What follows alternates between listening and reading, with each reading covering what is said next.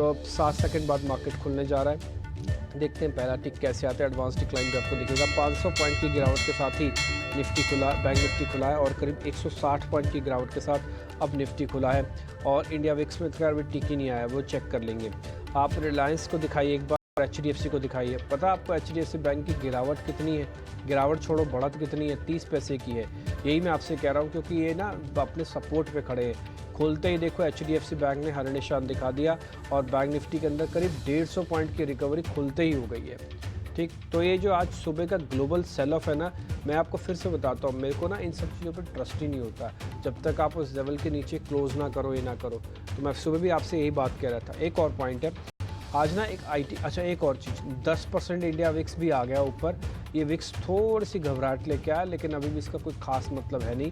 मैंने आपको शुरुआत में आज ये नोटिस करवा दिया है। रिलायंस इंडस्ट्रीज़ के अंदर नुकसान करीब 34 पॉइंट का है और ये 29.50 के लेवल को टेस्ट करने के बाद अभी रुका है थोड़ा।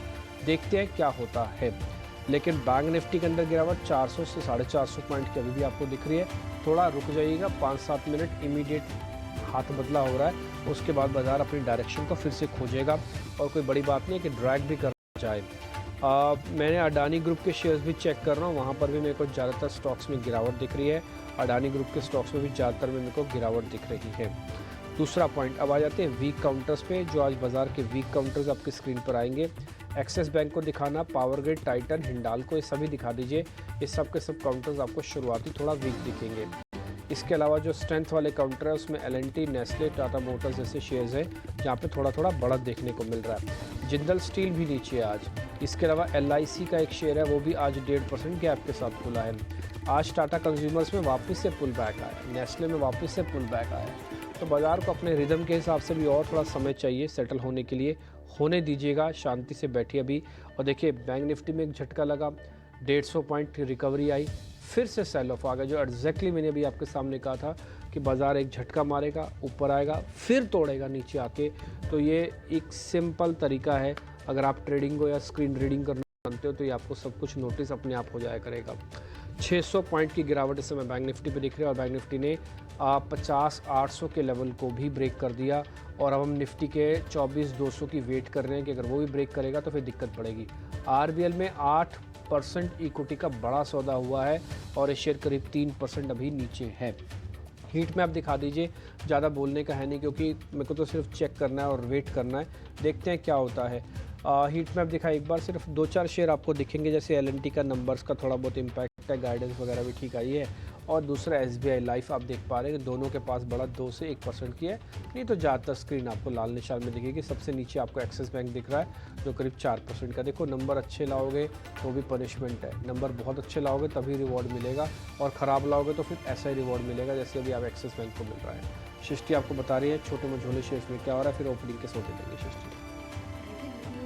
वीकनेस का डर था, एटलीस्ट मिड कैप और स्मॉल कैप में उतनी ज़्यादा घबराहट फिलहाल नहीं दिख रही है, क्योंकि दोनों ही इंडेक्स शुरुआत में एक डिप ज़रूर दिखाया पर थोड़े निचले स्तरों से रिकवर ज़रूर कर रहे हैं। 1% से कम की कमज़ोरी है दोनों ही इंडेक्स में, तो कहीं ना कहीं ब्रॉडर मार्केट्स अपने आप को होल्ड करने की कोशिश तो ज़रूर कर रहे हैं, ये एक नोटिसेबल पॉइंट है। इसके अलावा कई सारे काउंटर्स हैं जहाँ पर आपको रखनी है नज़र। PG इलेक्ट्रोप्लास्ट, यहाँ पर 10% का उछाल देखने को मिल रहा है। इसके अलावा एंटनी वेस्ट, ये काउंटर भी अच्छी आज तेज़ी दिखा रहा है, और साथ ही MTNL जैसे काउंटर्स यहाँ पे भी काफ़ी तूफ़ानी तेज़ी है। आज भी 5% का अपर सर्किट इसमें लगा है। साथ ही साथ अगर कुछ गिरने वाले काउंटर्स की बात करें तो कुछ काउंटर्स जो कि काफ़ी अच्छे तरीके से उन्होंने रनअप दिखाया है, वहाँ पे गिरावट हावी ज़रूर है, जिसमें कुछ पेपर काउंटर्स हैं, इनको लीड करता हुआ दिख रहा है JK पेपर। इसके अलावा अगर हम देखें तो क्राफ्टमैन ऑटोमेशन जैसे काउंटर्स में 5% की गिरावट है। अभी फ़िलहाल कोई ऐसा खास तौर से सेक्टर नहीं दिख रहा है जहाँ पे वीकनेस सबसे ज़्यादा देखने को मिले, पर ऑल इन ऑल ये काउंटर्स कोशिश ज़रूर कर रहे हैं होल्ड करने की। रेमंड, इस पे आप नज़र डालिए, यहाँ पे 5% की तेज़ी है। VST इंडस्ट्रीज़, यहाँ पे एक खबर आई थी कि मिस्टर दमानी ने पूरी तरीके से अपना स्टेक यहाँ पे सेल कर दिया है, और कई दिनों से इस स्टॉक में गिरावट भी थी, पर आज खुलने के बाद इस खबर को फैक्टर इन होने के बाद 4% का उछाल ये काउंटर दिखा रहा है। क्वेस्ट कॉर्प, कल ये काउंटर हमने शो में डिस्कस किया था, कल एक तूफानी तेज़ी, आज जो है 2.25% की यहाँ पे तेज़ी दिख रही है। और साथ ही HFCL पे भी नज़र डालिए, क्योंकि अच्छे नतीजों के बाद यहाँ पे 3% का उछाल है ऐसे गिरते बाजार में। गिरने वाले शेयर्स में बैंकिंग काउंटर्स ही जी हाँ ज़रूर लीड कर रहे हैं। Axis bank, DCB bank, RBL bank, ये सारे कमज़ोर हैं। मेटल काउंटर्स में आज गिरावट देखने को मिल रही है। तो ऑल इन ऑल अभिषेक गिरावट तो है पर बहुत गिरावट नहीं है, क्योंकि कहीं ना कहीं होल्ड ज़रूर करते दिख रहे हैं फिलहाल इंडेक्स लेवल पे। ठीक है, इंडेक्स की कहानी अलग है। स्मॉल कैप में हम देख रहे हैं कि ये बहुत बढ़िया एक्शन है और सृष्टि आपको सारी सारी हाईलाइट करके बता भी रही थी। लेकिन चलिए ये समझ लेते हैं कि बाजार के इस गैप में जो नीचे खुला है, ट्रेड में मौके कहाँ पर बन रहे हैं? क्या शॉर्ट वाले ट्रेड निकल के आ रहे हैं या अभी भी कुछ लॉन्ग्स हैं जहां पर आपको फोकस करके चलना है? लेकर आएंगे ओपनिंग के सौदे।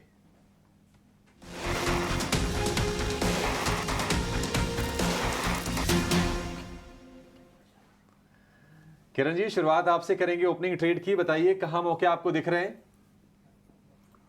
कहीं ओपनिंग होने के बाद हम देख रहे हैं कि सेक्टर स्पेसिफिक हमें जाना चाहिए ब्रॉडर इंडेक्स को ना देखते हुए, और उसमें शुगर सेक्टर काफी अच्छा लग रहा है। ओपनिंग के साथ ही लो से काफी अच्छा रिकवर हुआ है और काफी सारे स्टॉक्स ऐसे हैं जो कल के हाई के ऊपर भी ट्रेड कर रहे हैं। सो शुगर सेक्टर है उसमें मैं माफी चाहता हूँ, शुगर सेक्टर में आप ध्यान दीजिए, उसमें बलरामपुर चीनी हमें काफी अच्छा लग रहा है। बलरामपुर चीनी का अगर आप चार्ट देखोगे तो कहीं एक रेक्टेंगल पैटर्न, और अगर आप डेली चार्ट के साथ इसको कंबाइन करोगे तो कहीं ना कहीं एक cup and handle pattern breakout हमें देखने को मिल रहा है। Momentum indicator already bullish zone के अंदर है।